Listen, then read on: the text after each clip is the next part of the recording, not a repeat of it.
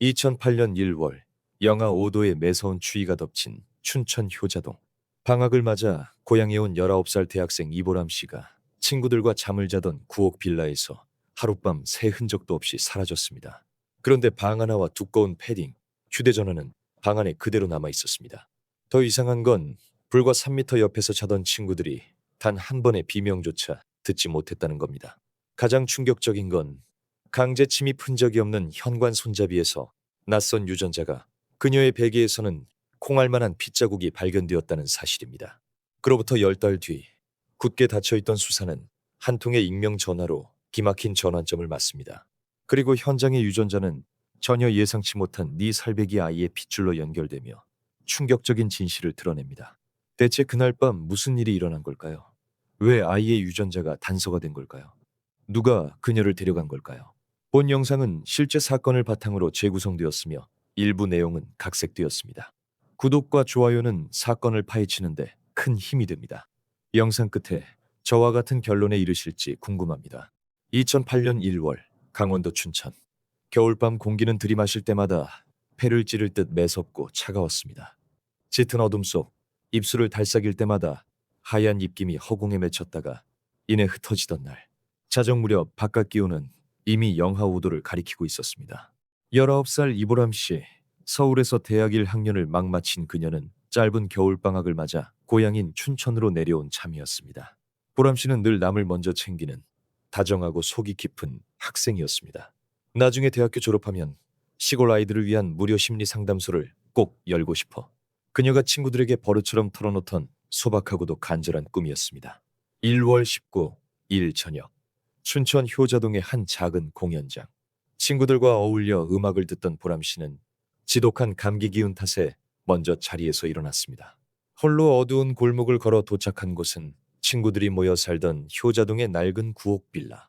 그 시절 대학가 주변에서 흔히 볼 수 있던 삐걱거리는 얇은 나무 합판 현관문 하나로 겨울의 매서운 한기를 겨우 막아내는 허름한 자취집이었습니다.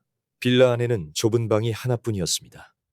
보람 씨는 늦게까지 밖에서 시간을 보내다 돌아올 친구들을 배려해 현관문 바로 앞 부엌 바닥에 얇은 요를 펴고 누웠습니다. 두꺼운 외투를 벗은 가벼운 반팔 티셔츠 차림, 가슴에는 집에서부터 조심스레 챙겨온 낡은 애착 곰인형이 꼭 안겨 있었습니다. 낯선 잠자리에서 온기를 찾으려는 아주 평범하고 무해한 습관이었습니다. 그 고요한 밤, 어느 누구도 얇은 문 하나를 마주한 부엌 바닥이 이 집에서 가장 취약하고 무방비한 자리라고는 생각하지 못했습니다. 특히 친구들이 쉽게 들어오도록 현관문 틈에 낡은 신발 하나를 끼워 문이 아주 살짝 열려있던 상태였다면 말입니다. 새벽 3시 30분, 왁자지껄하게 귀가한 친구들은 현관에 누워있는 보람 씨를 발견했습니다. 이불 밖으로 규칙적이고 평온한 숨소리가 새어나왔습니다. 친구들은 깰세라 발소리를 죽인 채 조용히 방문을 닫고 들어갔습니다. 1시간이 더 지난 새벽 4시 30분, 어두운 부엌 바닥에서 달칵 보람 씨의 폴더폰 자판 누르는 소리가 희미하게 울렸습니다. 나 너무 졸려. 이제 먼저 잘게. 내일 낮에 다시 얘기하자. 남자친구에게 보낸 이 짧은 문자는 그녀가 세상에 남긴 마지막 활자가 되었습니다. 오전 9시, 창문 틈으로 스며든 창백한 아침 햇살에 일찍 잠이 깬 친구가 부스럭거리며 방문을 열고 부엌으로 나옵니다. 부엌은 텅 비어 있었습니다.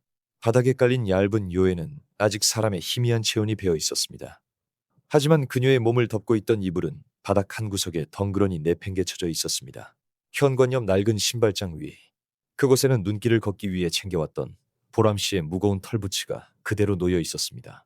벽에 걸린 두툼한 패딩 점퍼, 탁자 위에 놓인 지갑, 그리고 새벽에 문자를 보냈던 휴대전화까지 모든 소지품이 어젯밤 위치 그대로 멈춰 있었습니다. 문 밖은 여전히 입김이 얼어붙는 영하우도, 신발도 외투도 없이 맨발에 얇은 반팔 티셔츠 하나만 걸친 채 그녀는 도대체 어떻게 이 소리 없는 밀실을 빠져나간 걸까요? 2008년 1월 20일 오전 10시 무렵, 강원도 춘천 효자동의 낡은 구옥 빌라. 어수선하게 울리는 경찰 무전기 소리가 날선 겨울 공기를 가르며 골목으로 흩어졌습니다. 춘천경찰서 강력팀 소속 강동식 팀장이 무거운 구두 발소리를 내며 열려있는 현관문을 넘어섰습니다. 그는 20년이 넘는 긴 세월 동안 무수한 강력 사건의 최전선을 묵묵히 지켜온 베테랑 형사였습니다. 숱한 죽음과 실종을 마주해온 오랜 현장 경험은 그에게 한 가지 아주 분명한 감각을 심어주었습니다. 피가 튀고 물건이 부서진 끔찍하고 혼란스러운 현장보다 모든 것이 원래 있어야 할 자리에 놓인 기묘하게 고요한 현장이 때로는 훨씬 더 짙고 깊은 어둠을 품고 있다는 사실이었습니다. 지금 강 팀장의 눈앞에 펼쳐진 두 평 남짓한 좁은 부엌이 바로 그런 곳이었습니다. 싸늘한 외풍이 끊임없이 스며드는 낡은 나무 현관문. 누군가 밖에서 억지로 문을 비틀거나 거칠게 뜯어낸 흔적은 문틀 어디에도 없었습니다. 부엌 바닥을 뒹구는 날카로운 유리 조각이나 격렬하게 발버둥을 치다 거칠게 쓰러진 가구의 흔적도 전혀 보이지 않았습니다. 그저 온돌 바닥에 깔린 얇은 요가 한쪽으로 비스듬히 밀려 있고 덮고 있던 소미불이 발치로 멀찍이 걷어차여 있을 뿐이었습니다. 단 몇 시간 전까지만 해도 한 사람이 웅크려 누워 따뜻한 체온을 나누던 텅 빈 빈자리만이 덩그러니 남았습니다. 강 팀장은 말없이 부엌 한가운데 섰습니다. 그의 날카로운 시선은 부엌 바닥에서 불과 3미터 정도 떨어진 굳게 닫힌 방문을 향해 고정되었습니다. 얇디 얇은 나무문 하나를 사이에 두고 안쪽 방에서는 2명의 친구가 간밤에 잠을 자고 있었습니다. 그는 수첩을 꺼내들며 조심스럽게 문가에 서서 떨고 있는 친구에게 물었습니다. 간밤에 밖에서 나는 소리를 전혀 못 들을 정도로 깊이 잠들었습니까? 친구는 창백하게 질린 얼굴로 마른 침을 삼키며 대답했습니다. 아니요, 평소처럼 잤어요. 술도 거의 안 마셨고요. 정말 아무 소리도 안 났어요. 단 3미터의 짧은 거리, 건장한 성인 여성이 누군가에 의해 강제로 밖으로 끌려나갔습니다. 그런데도 얇은 문 하나를 사이에 둔 바로 옆방의 사람들은 단 한 번의 날카로운 비명이나 작게 부딪히는 둔탁한 마찰음조차 듣지 못했습니다. 강 팀장의 등줄기로 겨울바람보다 더 서늘한 한기가 스쳐 지나갔습니다.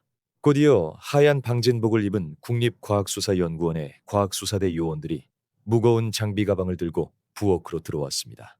그들은 일사불란하게 움직였습니다. 한조는 현관문의 둥근 금속 손잡이 위로 미세한 흑색 자성 분말을 조심스럽게 흩뿌렸습니다.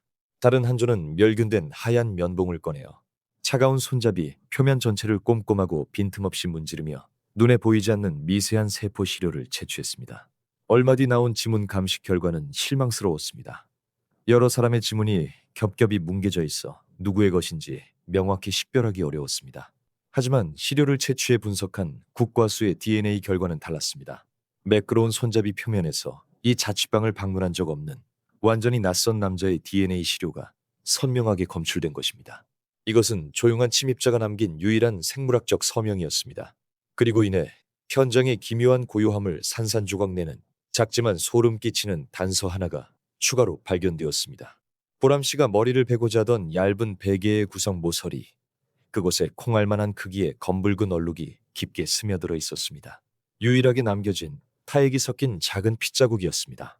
현장에서 진행된 간이 혈흔 검사 결과 그것은 보람 씨의 피로 확인되었습니다.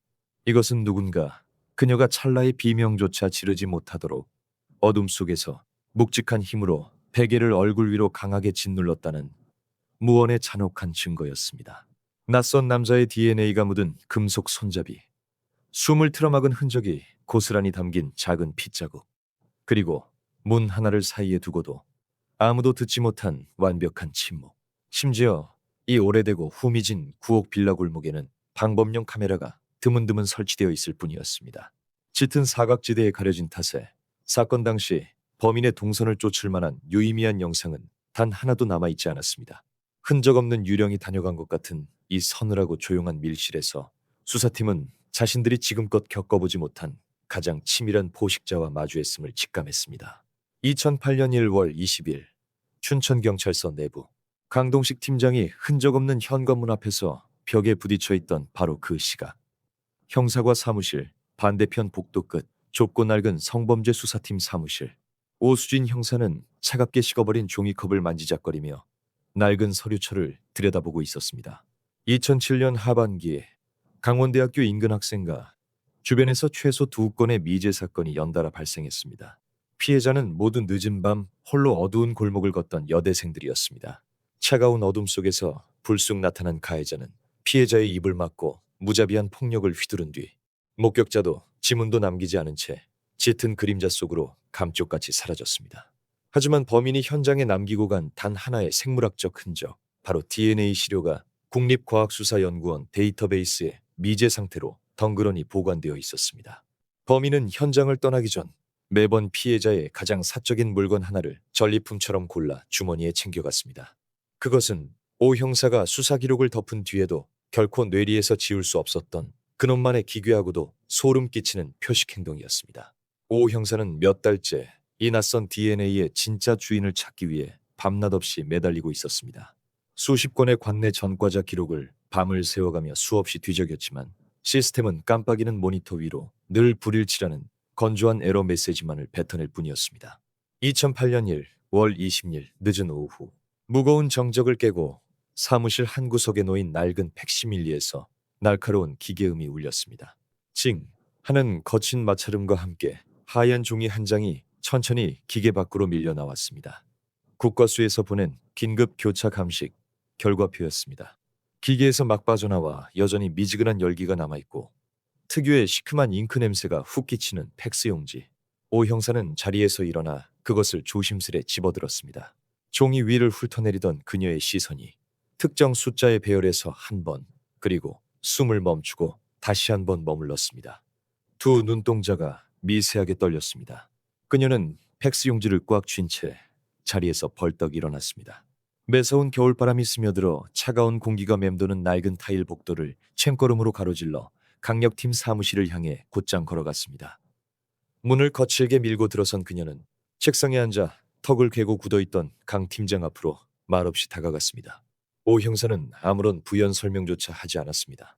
그저 들고 있던 팩스 종이를 강 팀장의 어지러운 책상 위로 툭 소리가 나게 내려놓았습니다. 그리고 떨리는 검지손가락으로 종이 한가운데 굵은 글씨로 인쇄된 번호 한 줄을 꾹 짚었습니다. 불과 몇 시간 전 효자동 구옥빌라 현관 손잡이에서 채취해 보냈던 낯선 남자의 DNA. 그것이 오 형사가 몇 달을 쫓고 있던 대학가 연쇄 공격범의 시료와 100% 일치한다는 끔찍한 결과였습니다. 강 팀장의 무거운 시선이 종이의 까만 잉크에서 오 형사의 굳은 얼굴로 천천히 옮겨갔습니다. 결국 우리가 처음부터 같은 놈을 찾고 있었던 거군요. 강 팀장의 낮고 건조한 목소리가 허공에 흩어졌습니다. 오 형사는 짧고 단호하게 고개를 끄덕였습니다. 네. 그리고 그놈이 이번엔 완전히 다른 단계로 넘어간 겁니다. 허공에 부유하던 사건의 파편들이 하나의 거대한 그림으로 둔탁하게 맞물리는 순간이었습니다. 개별적으로 흩어져 있던 사건들은 이처럼 하나의 붉은 선으로 섬뜩하게 연결될 때 괴물의 진짜 윤곽을 잔혹하게 드러냅니다. 단순한 실종 납치와 연쇄 포식자. 이제 두 수사팀에 엇갈렸던 길은 하나로 완전히 합쳐졌습니다. 하지만 그들이 쫓아야 할 자는 여전히 이름도 얼굴도 짐작할 수 없는 팩스종이 위에 잉크 자국일 뿐입니다. 그리고 그 괴물은 이 춘천 시내 어딘가에서 아무렇지 않게 겨울 공기를 마시며 숨을 쉬고 있습니다. 2008년 2월 15일 춘천 외곽 소양댐 인근. 보람 씨가 따뜻한 자취방 부엌에서 소리 없이 사라진 지 거의 한 달이 훌쩍 지난 시점이었습니다.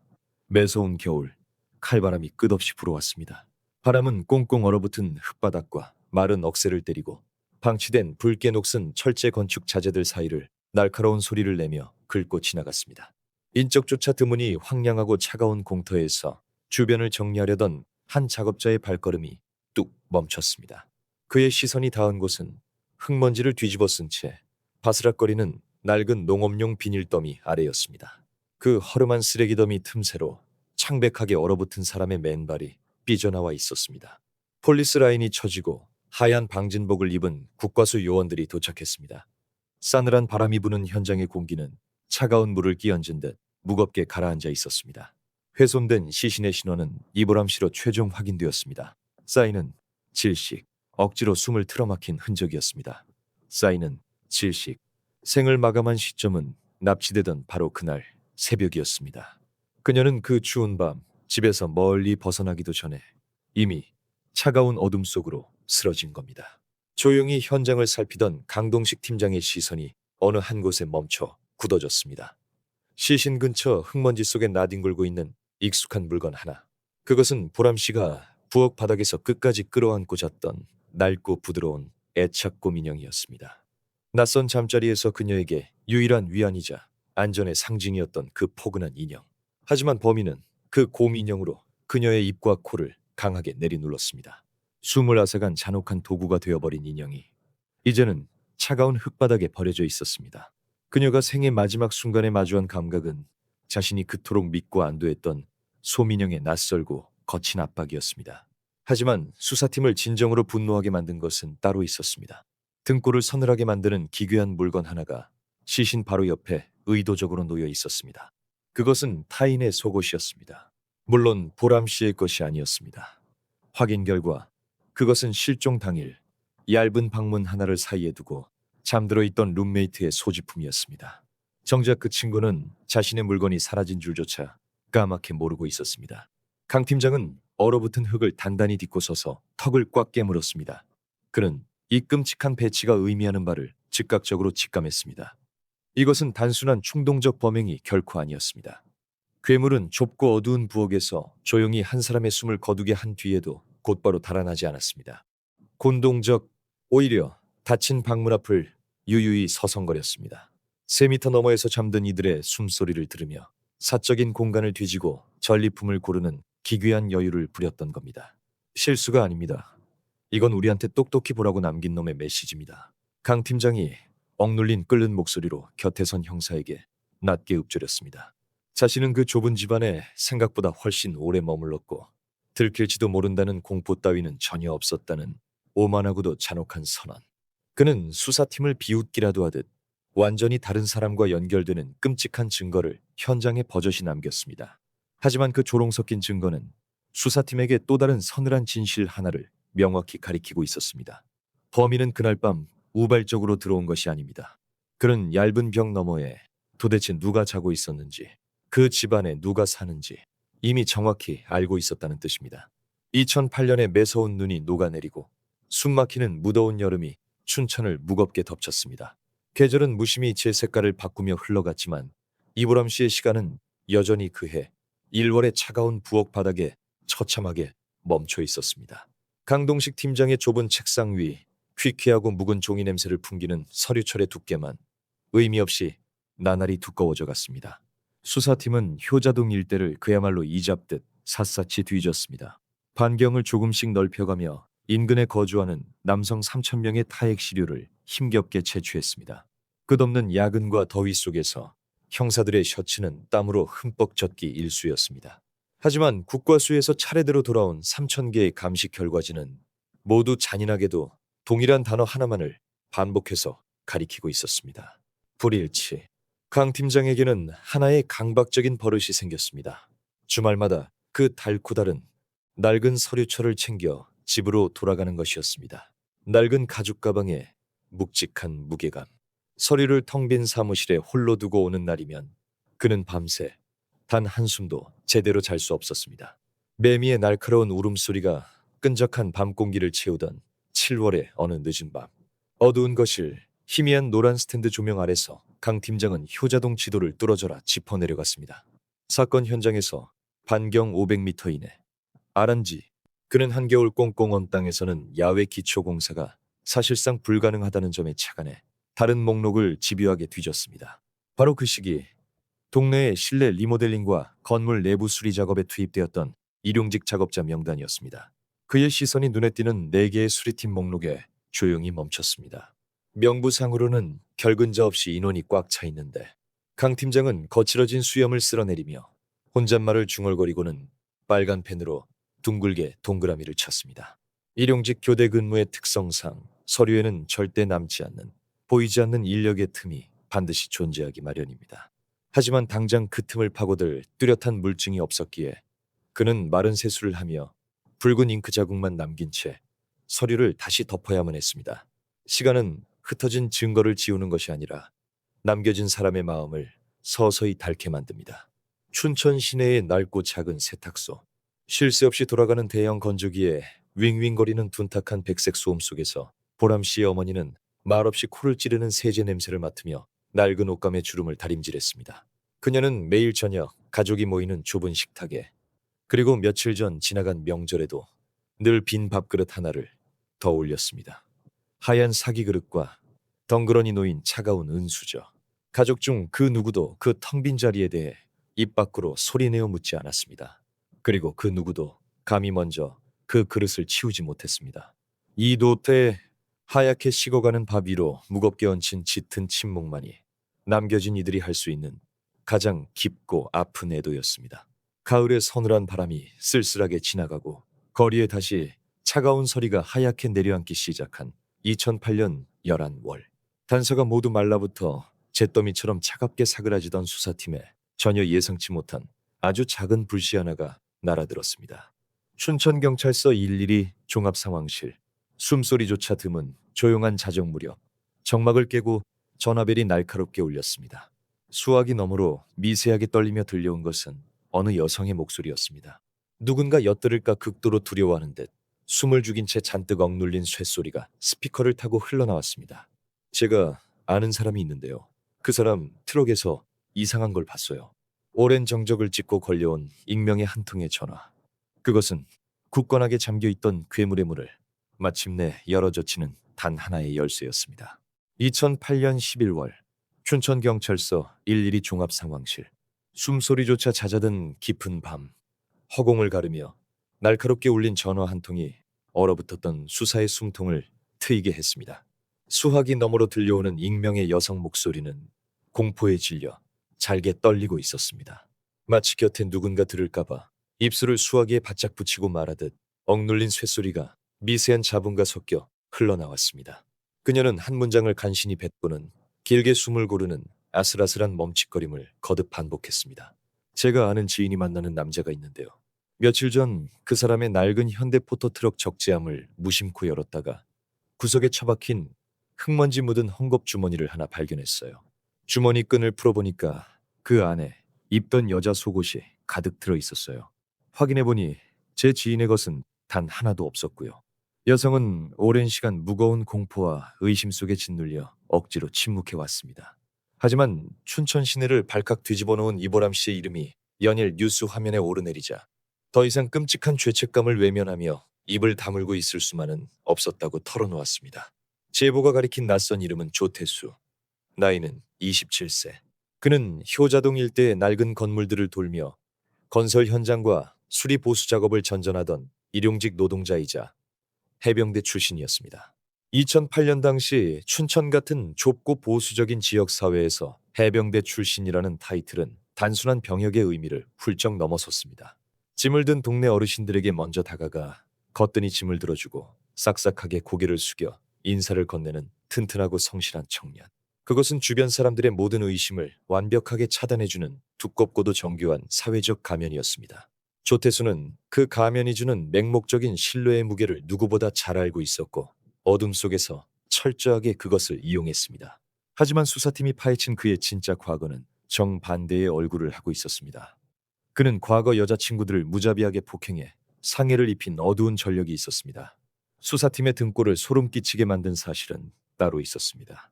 보람 씨의 참혹한 시신 발견 뉴스가 텔레비전 전파를 탄 직후 그가 서둘러 문제의 포터트럭을 중고로 팔아치우고 일터에서 완전히 자취를 감추었다는 점이었습니다. 강동식 팀장은 굳은 얼굴로 책상 서랍을 거칠게 열었습니다. 지난 7월에 끈적하던 여름밤, 붉은 펜으로 둥글게 표시해 두었던 낡은 서류철을 다시 꺼내어 책상 위에 툭 펼쳤습니다. 건물 수리를 맡았던 4개의 작업팀 명단, 강 팀장의 날카로운 시선이 빛바랜 종이 위를 빠르게 훑어내리다가 한 곳에 턱 하고 멈췄습니다. 수많은 이름이 빽빽하게 적힌 명단 한 구석. 그곳에 효자동 9옥 빌라 일대를 자유롭게 드나들었던 조태수의 이름이 너무나도 선명하게 적혀 있었습니다. 며칠 뒤 춘천경찰서 강력팀의 좁고 차가운 조사실. 미세하게 윙윙거리며 떨리는 하얀 형광등 불빛 아래 조태수가 낡은 철제 의자에 몸을 기대고 앉아 있었습니다. 며칠 밤을 지새워 충혈된 형사들의 눈빛 앞에서도 그는 불안한 기색 하나 없이 미동조차 하지 않았습니다. 오히려 차가운 철제 탁자 아래로 여유롭게 다리를 꼬고 앉아 자신을 노려보는 강 팀장의 매서운 눈을 아주 평온하고 무심하게 쳐다보았습니다. 강 팀장은 그에게 혐의를 완전히 벗기 위한 자발적인 DNA 구강 시료 채취를 단호하게 요구했습니다. 조태수는 눈 하나 깜짝하지 않고 입가에 작고 비릿한 미소를 지으며 천천히 고개를 저었습니다. 형사님, 저는 그런 걸 해야 할 법적인 의무가 전혀 없습니다. 그의 얇은 입술에서 흘러나온 짤막하고도 건방진 거절이었습니다. 그는 수사기관의 가장 뼈아픈 약점을 훤히 꿰뚫고 있었습니다. 당시만 해도 확실하고 결정적인 물증에 기반한 강제 처분 명령이나 체포영장이 없다면 심증만으로 용의자의 신체에서 DNA를 강제로 채취하는 것은 법적으로 무척 까다롭고 벽이 높은 일이었습니다. 결정적 물증을 찾으려면 용의자의 DNA가 반드시 필요한데 정작 그 DNA를 얻으려면 물증이 먼저 필요한 지독하고 캄캄한 법의 공배. 조태수는 그 거대한 시스템의 허점을 정확하게 파고들어 몸을 숨겼습니다. 활활 타오르던 수사의 불길은 눈앞에 용의자를 두고도 다시 굳게 닫힌 법의 문턱에 부딪히고 말았습니다. 무거운 공기가 숨막히게 짓누르는 조사실 밖으로 빠져나온 강 팀장은 서늘한 복도에 우두커니 섰습니다.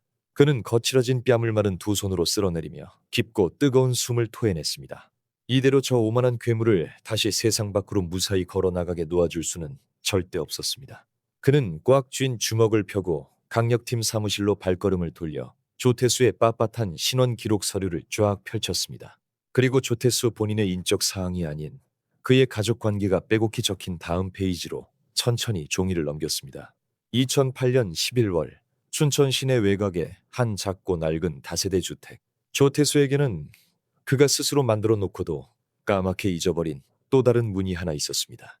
바로 과거 그에게서 무자비한 폭력을 견디다 못해 도망쳤던 전 여자친구, 그리고 그녀가 홀로 힘겹게 키우고 있는 리살백이 아들이었습니다. 강동식 팀장과 오수진 형사는 찬바람이 부는 어느 늦은 오후 그녀의 집을 찾았습니다. 비좁은 거실에는 달콤한 분유 냄새와 오래된 장판의 습한 곰팡이 냄새가 희미하게 섞여 맴돌았습니다. 두 형사는 불필요하게 긴 말을 꺼내지 않았습니다.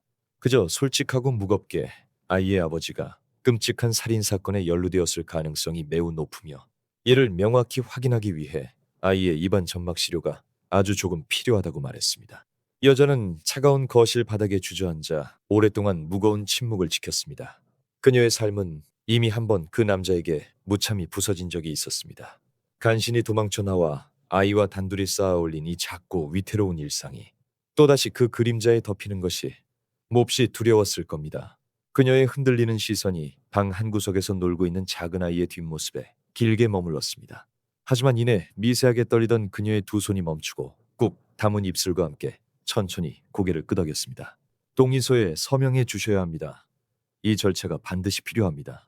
오 형사가 내민 종이 위로 법적 보호자로서 동의를 구하는 볼펜 촉이 사각거리며 무겁고 뚜렷한 흔적을 남겼습니다. 이 종이 한 장에 적힌 잉크 자국이 없었다면 앞으로 채취할 모든 증거는 차가운 법정에서 휴지 조각이 될 터였습니다.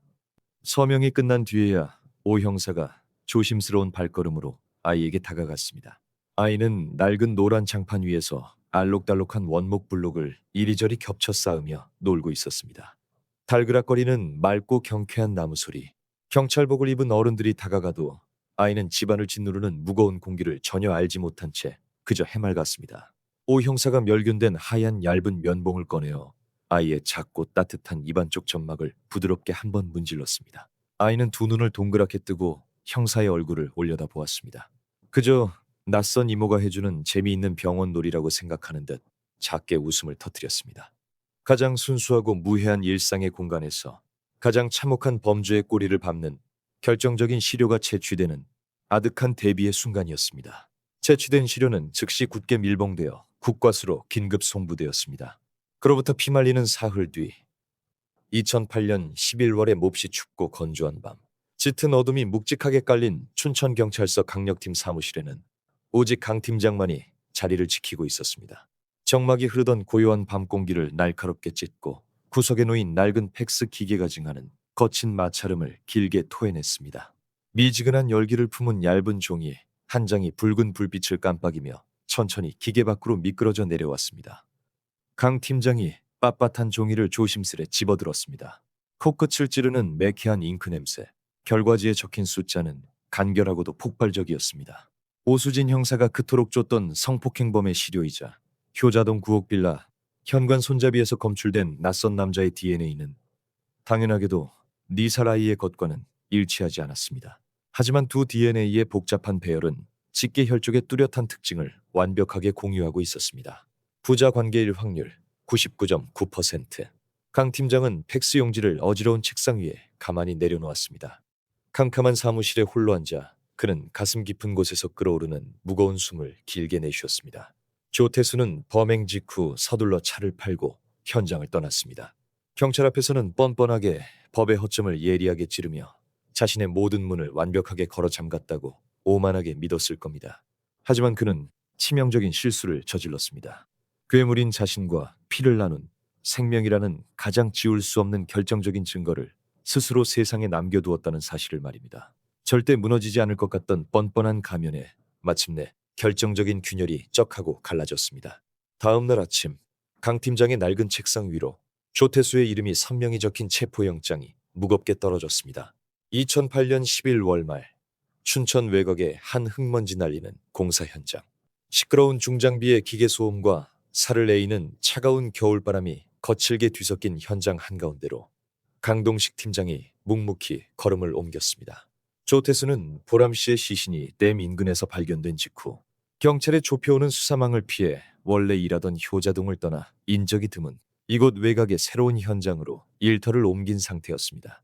강 팀장은 시멘트 가루가 하얗게 묻은 낡은 작업복 차림에 조태수 앞까지 곧장 다가가 아무런 긴 말 없이 그의 두 손목을 등 뒤로 꺾어 차가운 금속 수갑을 채웠습니다. 철컥.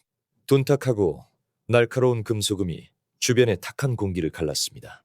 같이 일하던 다른 인부들이 하려던 일손을 멈추고 놀라 웅성거렸지만 정작 수갑을 찬 조태수는 격렬하게 반항하지 않았습니다. 당황하거나 두려워하는 기색조차 없었습니다. 손등에 묻은 먼지를 털어내지도 않은 채 가만히 서 있는 그의 짙은 눈빛은 감정을 전혀 읽을 수 없을 만큼 끔찍할 정도로 차분하게 가라앉아 있었습니다. 체포와 동시에 대대적인 압수수색과 흩어진 증거 추적이 전방위로 전개되었습니다. 수사팀의 가장 시급하고 중요한 목표는 조태수가 지난 2월에 황급히 팔아치운 낡은 현대 포터트럭의 행방을 쫓는 일이었습니다. 이미 주인이 바뀌어 어딘가로 사라져버린 차량. 형사들은 차량 등록 사업소의 복잡하고 방대한 이전 서류 더미를 며칠 밤을 세워가며 끈질기게 추적했습니다. 그 결과 다행히 현재 차주가 아직 그 트럭을 폐차하거나 내부를 훼손하지 않고 운행 중이라는 사실을 기적적으로 확인해냈습니다. 국과수 요원들이 즉시 차량의 현재 소재지로 투입되었습니다. 그들은 퀴퀴한 묵은 담배 냄새와 흙먼지 냄새가 깊게 배어있는 좁은 트럭 내부를 특수 조명 장비로 샅샅이 훑었습니다. 그리고 운전석 시트 커버의 낡고 거친 표면 틈새에서 맨눈으로는 잘 보이지도 않는 아주 미세한 섬유 한 올을 조심스레 핀셋으로 채취해냈습니다. 이 작은 실오라기 하나는 과거 오수진 형사가 끈질기게 쫓고 있던 강원대 인근 연쇄 성폭행 사건, 피해자의 옷에 묻어있던 섬유 조직 성분과 100% 정확히 일치했습니다. 허공에 부유하던 사건의 조각난 파편들이 마침내 끊어지지 않는 하나의 견고한 줄을 맞추어 섰습니다. 효자동 9억 빌라, 현관 둥근 손잡이에 남겨진 낯선 남자의 DNA. 네 살배기 아이가 명확히 입증해낸 직계 혈통의 증명. 낡은 트럭 시트에서 나온 섬유 한 올. 사건 당일 범행 장소 반경에 머물렀던 일용직 작업 명단 기록. 그리고 시신 발견 보도가 텔레비전 전파를 탄 직후 도망치듯 이루어진 수상한 차량 매각까지 모든 물리적 증거와 정황이 완벽하게 맞물려 단 한 사람의 숨통을 강하게 조이고 있었습니다. 하지만 며칠 동안 쉼없이 이어진 춘천경찰서 조사실의 하얀 형광등 불빛 아래에서도 조태수는 전혀 무너지지 않았습니다. 차가운 흠집난 철제 책상을 사이에 두고 뿜어지는 베테랑 형사들의 강한 압박 속에서도 그는 모든 질문에 짧고 건조한 음성으로 대답했습니다. 가장 결정적이고 날카로운 핵심 질문 앞에서는 아예 비스듬히 턱을 채 형사들의 눈을 똑바로 응시하며 서늘하고 깊은 침묵으로 일관했습니다. 쉴 새 없이 돌아가는 벽시계 째깍거리는 초침소리만이 좁은 조사실에 숨 막히는 정적을 무겁게 채울 뿐이었습니다. 지리한 심리적 줄다리기 끝에 사건을 넘겨받은 담당 검사가 조사실로 들어와 그를 매섭게 쏘아보며 물었습니다. 피해자의 시신이 뉴스로 보도된 직후에 잘 타고 다니던 트럭을 갑자기 팔아버리고 작업장까지 급하게 옮긴 진짜 이유가 뭡니까? 조태수는 얇은 입꼬리를 미세하게 끌어올리며 아주 가볍고 짧게 소리내어 웃었습니다. 그냥 급하게 돈이 필요했어요. 형사들의 억눌린 분노가 폭발하기 직전이었습니다. 쏟아지는 명백한 과학적 물증 앞에서도 끝까지 자신을 방어하려는 악마적이고 오만한 태도였습니다. 하지만 이 좁고 답답한 조사실의 신문이 수사의 끝은 아니었습니다. 이제 그는 얄팍한 침묵이나 뻔뻔한 거짓 핑계가 더 이상 통하지 않는 곳, 매서운 재판부의 판결과 분노한 대중의 차가운 시선이 쏟아지는 법정이라는 낯선 무대 위에 서야만 했습니다. 그곳에서 그는 자신이 함부로 쥐어버린 생명들에 대한 대가를 치르게 될 것입니다. 2010년 5월 춘천지방법원 대법정. 육중하고 무거운 나무 문이 굳게 닫히며 재판이 시작되었습니다. 방청석을 빈틈없이 꽉 채운 법정 안은 마치 거대한 바위로 짓누르는 듯 덥고 숨막히는 공기로 가득 차 있었습니다. 수많은 기자들의 숨소리조차 잦아든 날, 선 침묵 속에서 오직 변호인이 서류를 넘기는 바스락거리는 종이 소리만이 건조하게 울려 퍼졌습니다. 변호인은 피고인 조태수의 불우했던 어린 시절과 알코올 중독자 아버지에게 당했던 심각한 가정폭력을 길게 언급하며 재판부의 얇은 선처를 구했습니다. 그리고 끔찍한 범죄의 원인을 불우한 환경으로 돌리려는 한국 형사재판에서 종종 등장하는 가장 익숙한 방어 전략이었습니다.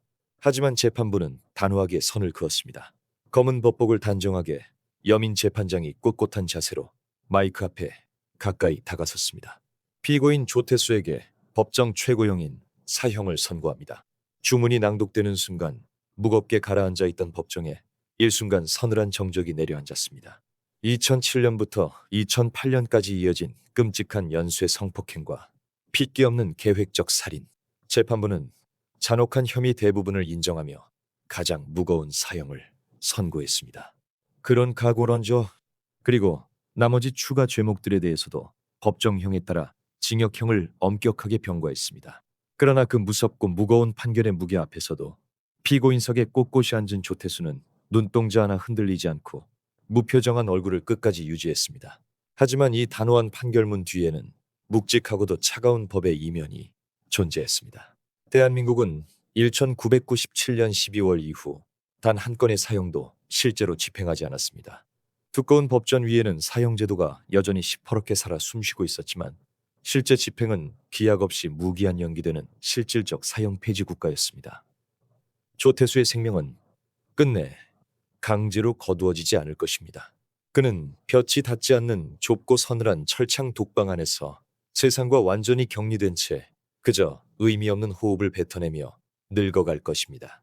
같은 시각 보람 씨의 어머니는 플래시가 터지는 시끄럽고 차가운 법정에 끝내 나타나지 않았습니다. 낡은 세탁소 옆 정적이 감도는 좁은 집 안거실. 어머니는 식탁 위에 놓인 텅 빈 의자와 차갑게 식은 하얀 사기 그릇을 물끄러미 바라보고 있었습니다. 법정에 매서운 선고가 내려지던 그 순간에도 그녀는 홀로 조용히 볼을 타고 흐르는 눈물을 거친 손등으로 닦아낼 뿐이었습니다. 가해자에 대한 재판은 완전히 끝이 났지만 남겨진 사람들의 아프고 시린 질문은 결코 끝나지 않았습니다. 이 참혹한 비극은 대한민국 수사기관의 거대한 틈새를 적나라하게 비추었습니다. 만약 2007년 첫 번째 끔찍한 공격이 발생했을 때 흉악범의 DNA를 강제로 채취해 국가 데이터베이스에 보관할 수 있는 촘촘한 법망이 미리 존재했다면 어땠을까요? 그랬다면 보람 씨는 그토록 추웠던 겨울밤, 낯선 자의 검은 그림자와 결코 마주치지 않았을지도 모릅니다. 단 하나의 텅 빈 법적 공백이 무고하고 빛나던 한 사람의 생명을 송두리째 앗아갔습니다. 이 깊은 통곡과 걷잡을 수 없는 거대한 사회적 분노는 곧 제도를 바꾸는 강한 동력이 되었습니다. 수많은 사람들의 끈질긴 외침과 눈물 끝에 마침내 2010년 한 해 동안 굳게 닫혀있던 제도의 문이 열렸습니다. 흉악 범죄자의 DNA 신원 확인 정보를 강제로 채취하고 보관할 수 있도록 법적 공백을 단단히 메우는 새로운 법률안이 마련되었습니다. 그리고 2010년 하반기 새로운 제도의 본격적인 시행이 마침내 세상에 공표되었습니다. 그렇게 억울하게 눈을 감은 19살 소녀의 안타까운 희생 위로 무겁고 단단한 법적 방패 하나가 새롭게 세워졌습니다. 이제 19살 소녀의 비공식적인 이름이 붙은 그 제도가 마침내 효력을 발휘하기 시작했습니다. 그리고 조태수와 같은 어둠 속의 괴물들은 더 이상 빈틈없는 제도 뒤에 쉽게 숨을 곳을 찾기 힘들어졌습니다. 본 영상은 실제 사건을 바탕으로 재구성되었으며 일부 인물과 상황은 각색되었습니다. 피해자와 유가족분들께 깊은 애도를 표합니다. 실제, 실제, 실제. 아무런 소리도 들리지 않는 어두운 화면 위로 무거운 침묵이 조용히 흐릅니다. 이 모든 끔찍하고 가슴 아픈 비극은 굳게 닫히지 않았던 얇은 문틈에서 서서히 번져나갔습니다. 그 시절 강원도 춘천 효자동의 낡은 구옥 빌라에서 늦게 귀가할 친구를 위해 차가운 현관문 사이에 낡은 신발 하나를 툭 끼워두던 일. 그것은 결코 무모한 방심이나 치명적인 실수가 아니었습니다. 그저 서로를 끔찍이 배려하며 따뜻한 온기를 나누려던 청춘들의 아주 평범하고 다정한 일상적 습관이었을 뿐입니다. 단지 그 고요한 겨울밤, 좁게 열린 틈을 비집고 들어온 존재가 사람의 탈을 쓴 악마였다는 것만이 유일하고도 잔혹한 오답이었습니다. 아무도 그 작은 배려가 지옥의 통로가 될 줄은 몰랐습니다. 조태수는 지금 이 순간에도 춥고 좁은 교도소의 어두운 독방 안에서 무기력하게 숨을 쉬고 있습니다. 그의 수감 서류 위에는 분명 사형이라는 무거운 붉은 글씨가 선명하게 찍혀 있습니다. 하지만 1997년 이후 단 한 번도 사형이 실제로 집행되지 않은 대한민국에서 그는 아마 따뜻한 햇빛조차 잘 들지 않는 그 차가운 철창 안에서 조용히 병들어 늙어갈 것입니다. 이처럼 평생을 갖춰 늙어가는 것은 죽음보다 더 가혹한 징벌인가? 아니면 뻔뻔한 살인자에게 주어지는 불공평한 유해인가? 법이 내린 이 건조하고 미지근한 대답이 과연 충분한 것인지 억울하게 소중한 가족을 잃고 남겨진 우리는 여전히 가슴을 치며 묻지 않을 수 없습니다. 그러나 이보람 씨의 안타까운 희생은 결코 헛되이 공기 중으로 흩어지지 않았습니다. 이 아프고 시린 사건을 단단히 딛고 일어나 2010년 하반기부터 본격적으로 시행된 흉악 범죄자 DNA 채취 법안, 그 한층 촘촘해진 제도의 튼튼한 그물은 지금 이 순간에도 어둠 속에 교묘하게 숨으려는 수많은 범죄자들의 발목을 차갑고 단단하게 참매고 있습니다. 평범한 습관이 만들어낸 아주 작은 틈을 이제는 굳건한 제도가 단단히 메우고 있는 것입니다. 아무리 영악하고 짐승 같은 악인이라도 고요한 밤에 범죄의 흔적을 꼼꼼히 지울 수는 있어도 자신의 핏줄에 깊게 흐르는 지독한 유전자의 기록마저 영원히 지워낼 수는 없었습니다.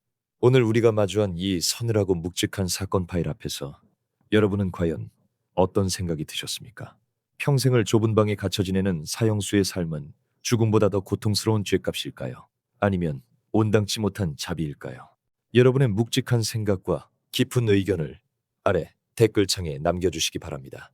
보이지 않는 진실의 조각을 끝까지 추적하여 맞추는 다음 사건 파일이 궁금하시다면 지금 바로 채널 구독과 알림 설정을 꾹 눌러주십시오. 언제나 여러분의 곁에서 숨겨진 진실을 생생하게 전하겠습니다. 오늘도 끝까지 귀 기울여 주셔서 대단히 감사합니다.